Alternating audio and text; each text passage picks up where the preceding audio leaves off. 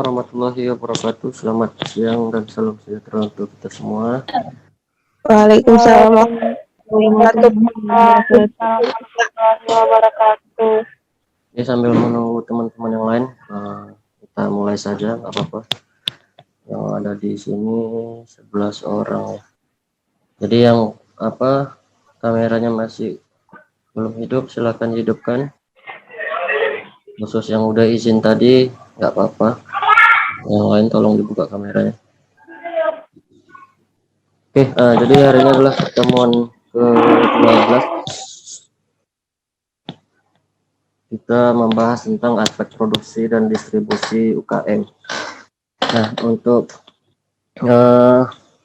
biasanya UKM ini produknya itu enggak seperti yang sudah saya sebutkan di pertemuan sebelumnya, dia sifatnya enggak prestis, enggak produk yang dijangkau oleh masyarakat atau konsumen menengah ke atas. Namun biasanya produk UKM ini lebih condong ke produk makanan, kerajinan, ya seperti itu. Jadi sehingga untuk aspek produksi dan distribusinya itu sebenarnya tidak terlalu rumit ya, tergantung daripada manajemen UKM-nya melaksanakannya seperti apa. Namun di sini saya coba merangkum dan mencoba menjabarkan ke adik-adik, kawan-kawan, Bapak Ibu sekalian, supaya kita sama-sama paham.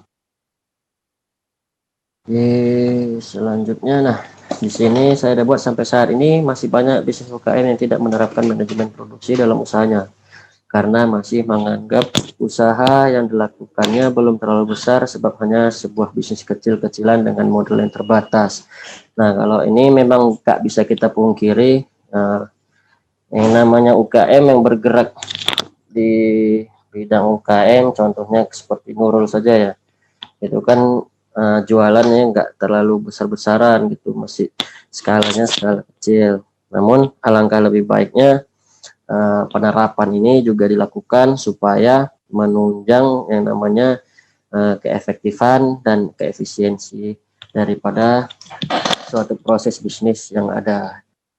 Jadi di sini ada aspek manajemen produksi UKM yang mendukung perjalanan usaha. Itu ada yang pertama, pembelian atau penyediaan bahan baku. Nah, di sini untuk bahan baku yang memang tidak tersedia secara cuma-cuma, artinya UKM harus melakukan pembelian bahan baku terlebih dahulu sebelum melakukan proses produksi. Ya udah otomatis ya, kalau misalnya dia UKM-nya itu bergerak di bidang produksi ya, langsung memproduksi barang itu dari hulu. Ya di situ dia harus menyiapkan bahan baku sebagai bahan untuk pembuatan produknya.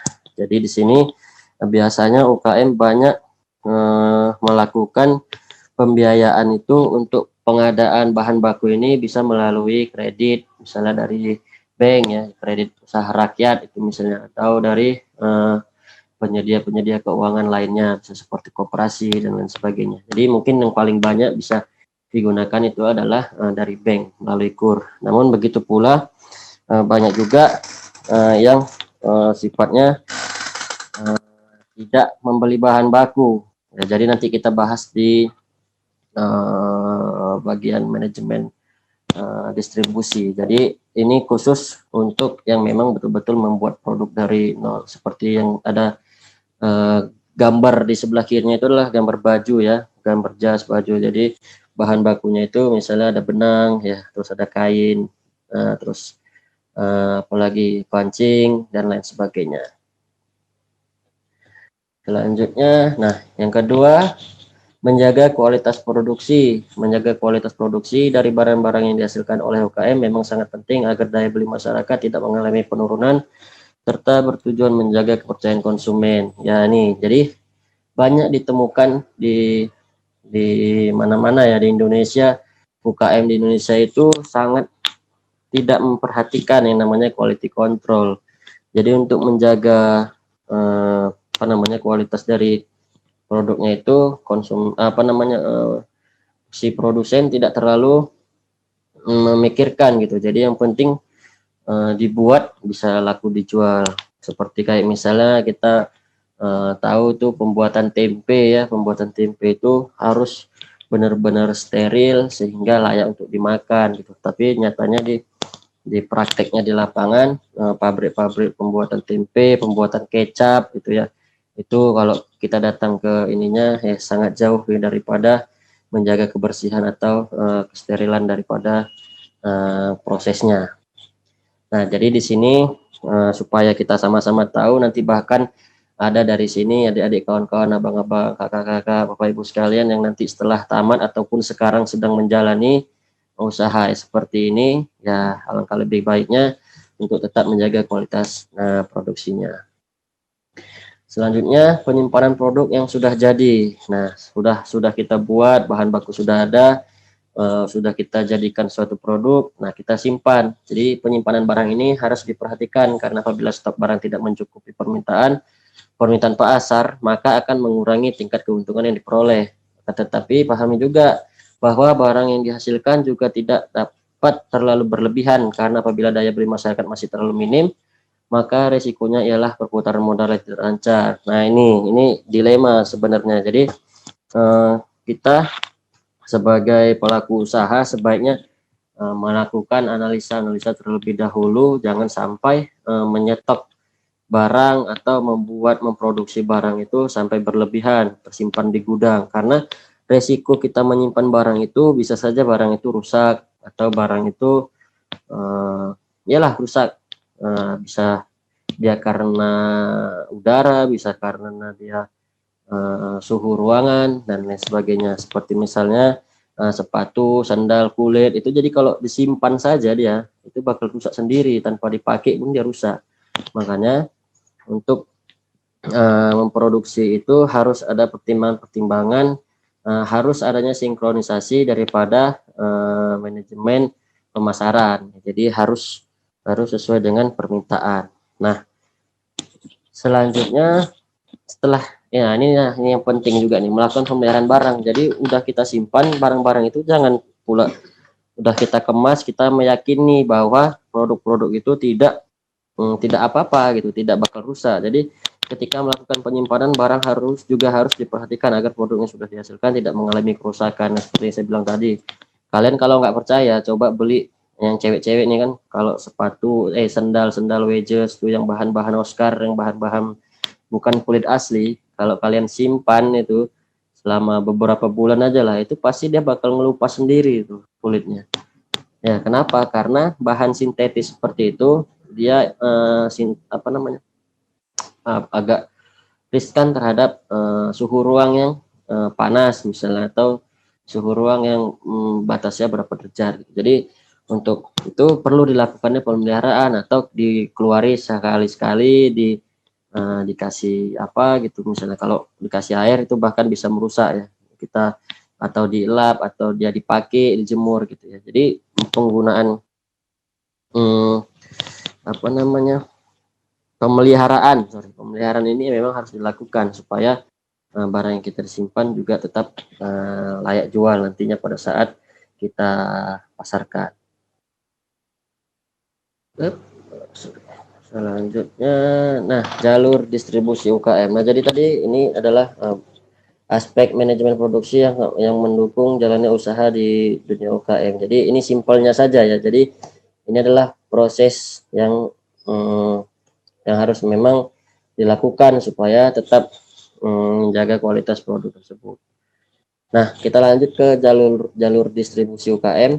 Di sini, nah ada dua saya buat di sini, jalur langsung dan jalur tidak langsung. Jadi UKM bisa saja menggunakan media distribusi langsung ataupun tidak langsung. Jadi di sini langsung itu melalui warung atau toko, yang kedua tenaga penjual atau pengedar, yang ketiga itu media sosial, yang keempat marketplace, yang kelima website. Nah, kenapa disebut langsung?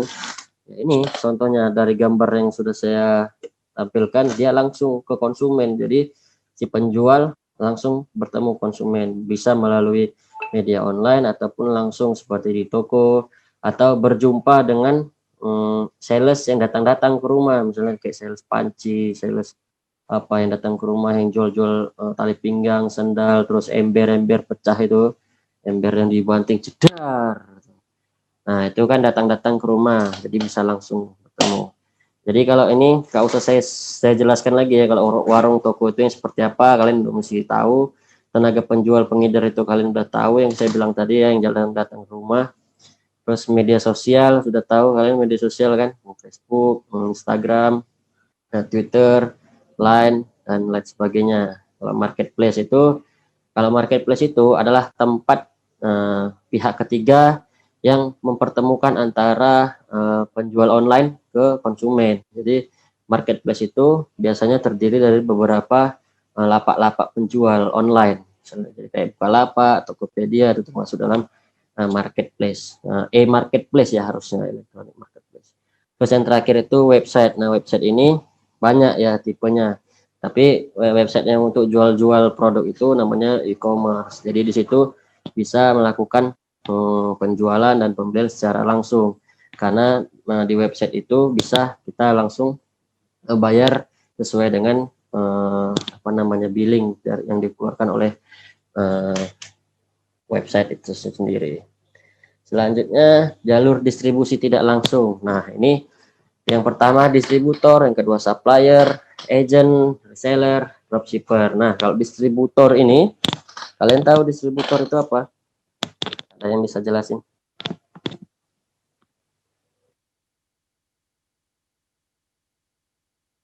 Ada yang bisa jelasin distributor itu? Kalau dia udah ada R-nya belakangnya itu berarti dia subjek, berarti dia orangnya. Distributor itu siapa? Gitu. Ada yang bisa jelasin? Perantara penjualan produk, Pak. Ya, perantara. Jadi dia, gimana tadi? Perantara untuk menjual produk, Pak. Ya, jadi seorang distributor itu bisa dibilang juga perantara dari pelaku usaha yang memproduksi barang ke kemana? Emmanuel? Ke konsumen. Ke konsumen, Pak. Ya, Ke konsumen ini, atau ke pedagang lainnya, Pak. Ya, itu harus lebih jelas. Jadi konsumen itu bisa ada dua tipe dia. Konsumen yang langsung pemakai, langsung konsumen akhir, atau dia konsumen sebagai toko ya. Jadi itu. Oke.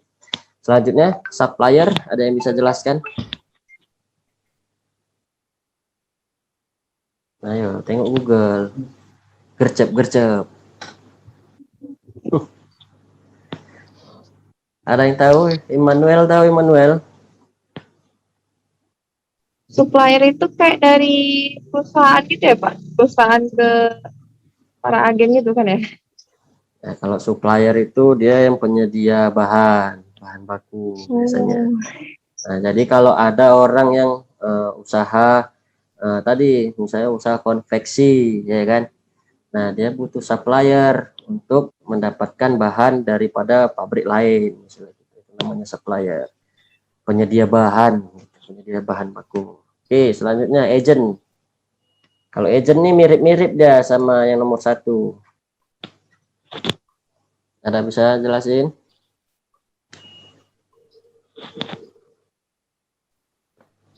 Ya, pada intinya dia kayak hampir sama kayak distributor, tapi dia langsung secara teknis menjembatani ya, langsung secara teknis membawa kita bertemu langsung ke pabrik misalnya, itu namanya agent.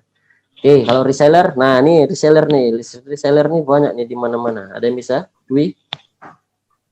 Orang yang menjual reseller contohnya kayak Orang online, gitu Pak. Satu-satu lah. Tadi suruh ngomong dia, ini ngomong rame-rame. Dwi. reseller itu seperti orang yang menjual ataupun memasarkan barang kepada konsumen. Nah, kurang spesifik. Ada tambahan? Siapa tadi? Dia kayak dari orang ke orang gitu Pak. Misalnya kayak Nurul tuh Reseller seperti tangan kanan, Pak. Nurul kayak agen gitu Pak. Terus Nurul membuangkan lagi ke orang gitu. Terus nanti orang itu untuk juali barangnya itu lagi gitu Pak. Ya, seperti itu. Terus siapa tadi? Pandi ya, Pandi. Gimana Pandi? Reseller Seperti tangan kanan gitu dia, Pak. Tangan kanan dari distributor bisa dibilang. Ya, oke. Jadi semuanya kalau dirangkum, jadi reseller itu adalah penjual juga, tapi penjual yang ngambil dari yang ngambil langsung dari misal dari produsennya untuk dijual. Namun biasanya reseller ini adalah orang-orang yang terdaftar, orang-orang yang mendaftarkan diri di produsen itu untuk menjual barang-barangnya. Jadi tetap reseller ini tetap mengeluarkan biaya pengiriman, ya, tetap mengeluarkan biaya-biaya operasionalnya. Kayak misalnya reseller baju, dia harus mengeluarkan biaya misalnya untuk mutu produk misalnya. Terus dia mengeluarkan biaya pengiriman barang dari pabrik ke tokonya misalnya seperti itu ya. Namanya reseller. Selanjutnya kalau dropshipper, Menjual barang tanpa menyetok, Pak. ya tanpa menyetok, terus tanpa apa lagi? Tanpa membeli gitu. Jadi barang orang Ya, lain dijual. bener, itu ada di marketplace itu. Kita nanti di situ sebagai dropshipper atau sebagai konsumen atau sebagai apa. Jadi dropshipper ini sifatnya orang yang nggak mengeluarkan modal, tapi hanya memanfaatkan media untuk memasarkan saja. Ya, jadi biasanya kalau beli sama dropshipper ini lama sampainya, ya kan? Karena dia nggak punya barang, dia nggak melakukan pengiriman langsung. Jadi dropshipper ini dia hanya perantara, tapi banyak di marketplace itu kita nggak tahu gitu. Jadi kita beli misalnya sama toko sama lapak A misalnya, tapi dia sebenarnya ngambil dari lapak B gitu. Jadi yang dikirim dari lapak B ke kita, bukan dari lapak A ke kita. Dia cuman sebagai media promosinya saja. Oke, saya rasa cukup jelas. Jadi media distribusi daripada UKM itu ini semua ya bisa digunakan. Jadi semua saya masukkan. Semua. Oke, ada yang ingin dipertanyakan atau dibahas? Dipersilakan.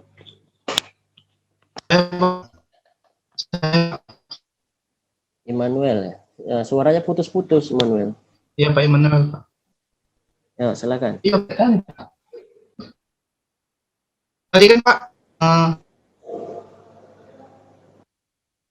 putus-putus ya. Iya, nggak dengar suaranya Man. Coba kameranya matiin dulu, ngomong dulu nanti hidupin lagi.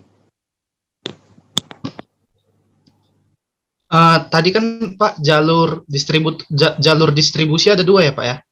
Ya. Ada jalur langsung ataupun tidak langsung Pak. Itu Pak, kalau secara lebih efisien dan efektif yang mana itu Pak? Antara kedua itu Pak. Oke, kita tunjukkan lagi ya. Nah, kita bahas satu-satu. Efisien dan efektif ya. Kalau warung toko biasanya memerlukan biaya yang tinggi apa enggak? Yang tinggi. Tinggi loh. Tinggi, kenapa? Karena dia harus menyetok barang untuk dijual. Iya. Satu, terus? Harus buka lapak, Pak. Iya, harus sewa toko kalau nggak punya toko kan. Kalau nggak punya toko, beli toko ya kan. Nah, itu biaya besar. Jadi itu nggak efisien kan. Zaman sekarang ya, kalau dibanding sama zaman sekarang. Kalau zaman dulu memang itu pilihan yang nggak ada yang lain. Ya kan? Oke, sekarang yang nomor 2. Kita menggunakan tenaga penjual atau pengeder. Biaya apa yang dikeluarkan di situ? Pegawai, Pak. Gawe. Biaya tenaga kerja Pak. Berarti butuh kan. Terus apa lagi? Butuh barangnya juga kan? Iya Pak. Ya, harus nyetok juga berarti. Berarti ini sama ini mirip-mirip. Tapi lebih besar ini ya. Kalau media sosial? Gak ada budget Pak. Siapa bilang nggak ada budget? Adalah nggak beli paket internet. Ini kuota. Oh. Gadgetnya, ya kan? Komputer, laptop, HP yang digunakan untuk membuka media sosialnya itu kan butuh uang juga kan. Nah, paling sekitaran berapa gitu kan. Nah, kalian udah bisa gambarkan di dalam benak pikiran kalian. Selanjutnya kalau marketplace hampir mirip, ya kan? Kalau website Pirmir Kalau juga. ini media Sama sosial marketplace, ini siapa aja bisa nih ya. Jadi nggak perlu tenaga ahli. Kalau website,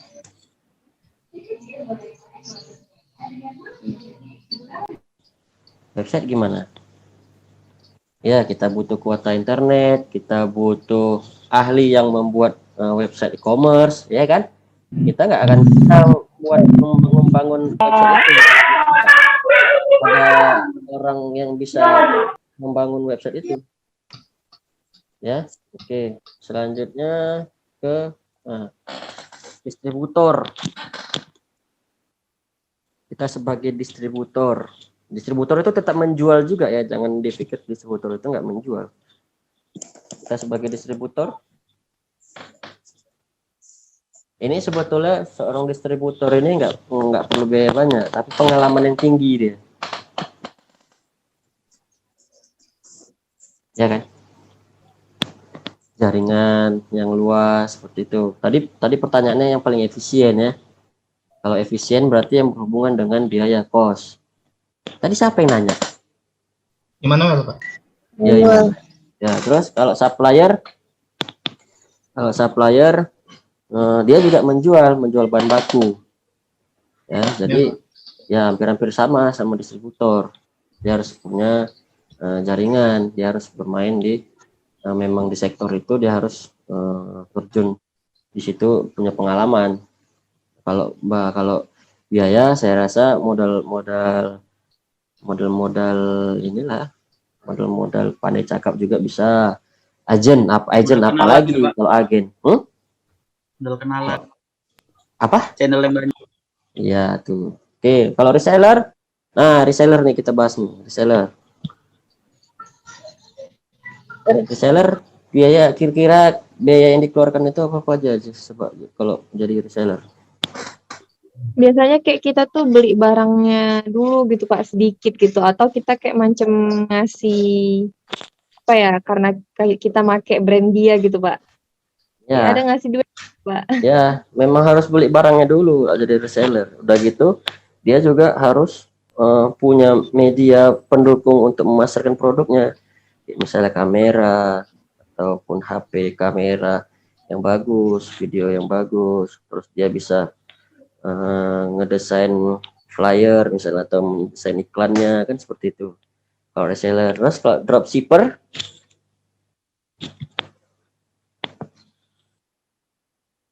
ini yang sama sekali saya bilang, ada sih, ada juga, dia hampir-hampir sama lah, berarti kayak nggak sama. Ini yang paling efisien ini dropshipper ya, Immanuel. Jadi dia nggak ada modal, cuman modal paket aja.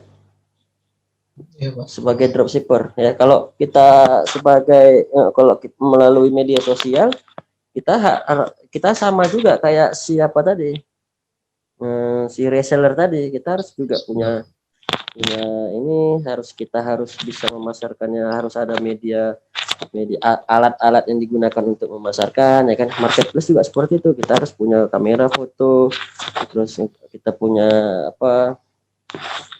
stok barang, misalnya website, apalagi membutuhkan orang yang bisa membangun website itu yang banyak. Jadi di zaman sekarang, industri 4.0, marketing 4.0, yang paling efisien itu ya memang yang melalui jalur online ya, udah gitu yang cuman modal pengiklanan aja lah, modal cakap-cakap aja lah nih dropshipper, atau modal lapak aja di marketplace misalnya seperti itu. Dia nggak nyetok, dia nggak ngirim, tiba-tiba wong datang aja, ya kan, gitu Immanuel. Atau ada pendapat lain dari Immanuel? Enggak, Pak. Oke, Pak. Pas. Oke, pas ya. Apa Nurul? Enggak Pak, tapi dropshipper itu keuntungannya dikit ya Pak ya. Ya, seperti itu kurang Segitu lebih. mahal gitu kan Pak. Lebih mahal pastinya. Lebih mahal apanya Nurul? Ya lebih mahal Pak, karena kan dia cuman perantara doang gitu Pak. Maksudnya kayak dia macam, kalau biaya yang dikeluarkan nggak banyak nih kalau dropshipper, ya kan. Iya. Karena Dia kan kayak dari orang ke orang gitu kan, Pak. Maksudnya dari lapak satu gitu terus dijualnya lagi, sedangkan lapak satu tadi ngambil ke agen gitu kan, Pak. Mm-mm. Iya, kalau itu ya urusannya udah lain lah. Yang penting kan kita tahu yang mana lebih efisien, ya dropshipper. Tapi kalau mana yang paling banyak untungnya, nah coba kira-kira yang mana yang paling banyak untungnya? Orang toko, media sosial, marketplace, website, atau distributor, supplier, agent, reseller. Nah, Agen, coba Pak, kayaknya. agen bisa. Terus ada lagi yang paling banyak untungnya. Warung toko, Pak. Oh, Warung toko tuh nggak banyak juga. oh Karena kan dropshipper dia ini mirip-mirip kayak agen ini. Dropshipper ini. Cuman iyalah mirip-mirip. Dia cuman menjembatani saja, cuman sebagai pihak ketiga. Dia kayak kalau misalnya marketplace itu dia kayak Shopee-nya gitu yang mendatangkan konsumen, tapi yang jual produk itu ya orang-orang gitu. Cuman dia berbeda, kalau agentnya kan satu produsen ke satu konsumen. Kalau marketplace kan dengan banyak-banyak online shop, dengan banyak-banyak apa. Nah, seperti itu. Oke, ada lagi? Jadi kalau berbicara tentang efisien dan efektif, itu sih masing-masing ya. Jadi tergantung kemampuan sumber daya yang dimiliki gitu. Jadi kalau misalnya kita punya modal ya kita bilang nggak mahal, ya kan. Tapi kalau kita nggak punya modal itu baru kita bilang mahal. Kalau saran saya untuk sekarang, kalau nanti pun kalian bergerak di bidang ini, kalian jual barang, misalnya jual pakaian, jual kerajinan, makanan gitu. Ya kalian tinggal pilih nih dari beberapa ini yang mana yang paling bisa kalian manfaatkan dengan sumber daya yang ada di diri kalian ataupun yang ada di usaha kalian. Setelah kalian bisa punya soft skill untuk desain, misalnya untuk buat ngedit video, ngedit foto. Nah, berarti kan itu nggak perlu biaya orang, rekrut orang, misalnya seperti itu kan.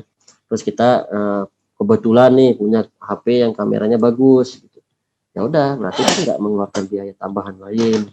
Palingnya kita kalau kita pengen stok barang, kalau kita analisa itu perlu di stok, nah kita stok. Kalau kita lihat dia harus sistem PO, ya pakai sistem PO, cari aman seperti itu. Cuman sistem PO ini negatifnya itu di konsumennya, jadi orang kan nggak mau nunggu lama gitu, kecuali dia memang barangnya barang premium atau barang-barang yang apa namanya tuh terbatas di masyarakat atau nggak ada di mana-mana atau dia tempahan misalnya seperti itu baru. Kalau misalnya kayak barang-barang yang umum yang ada dijual-jual kita apa namanya kita PO kan, nah itu yang susah, orang bakal lari ke tempat yang lain yang bisa lebih cepat seperti itu. Jadi semuanya ada positifnya dan negatifnya, tergantung dari pelaku usahanya ingin yang seperti apa, dia punya sumber daya yang bisa digunakannya. Oke, ada lagi Pak, jadi di slide pertama tadi, Pak. slide pertama. Yang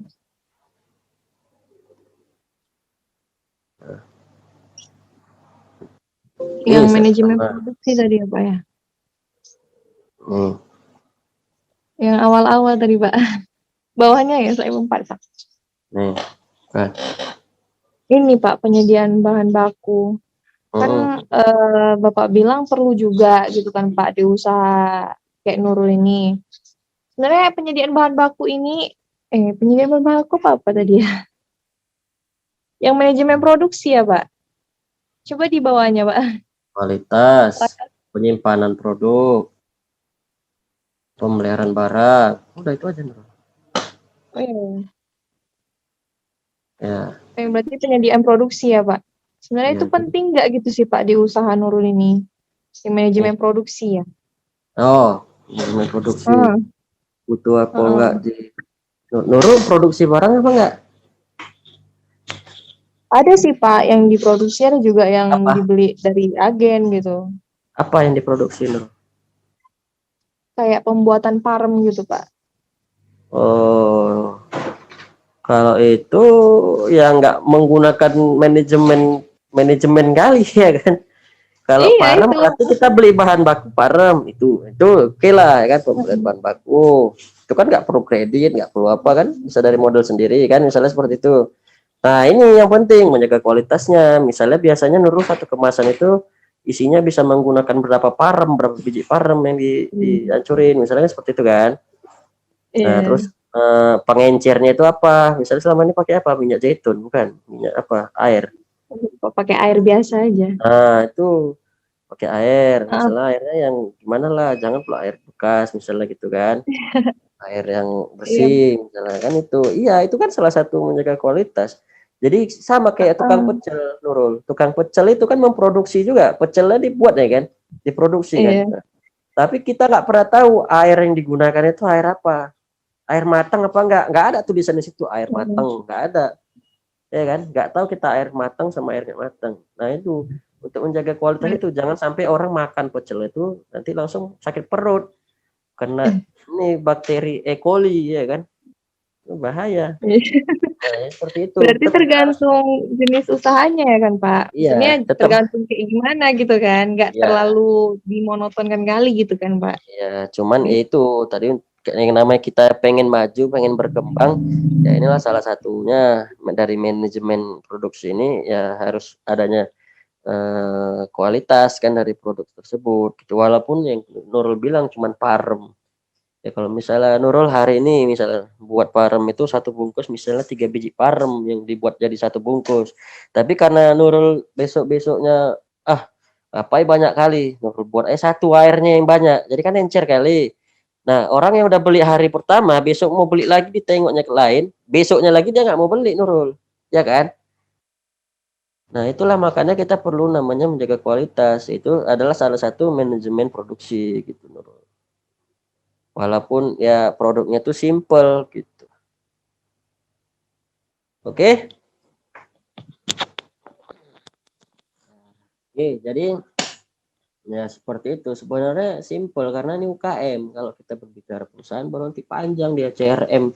Ada yang nanti harus mempertimbangkan pemasaran, harus mempertimbangkan banyak lah cengkuneknya. Ini kalau ini UKM, manajemen UKM, mana saya kasih mata kuliahnya seneng gitu.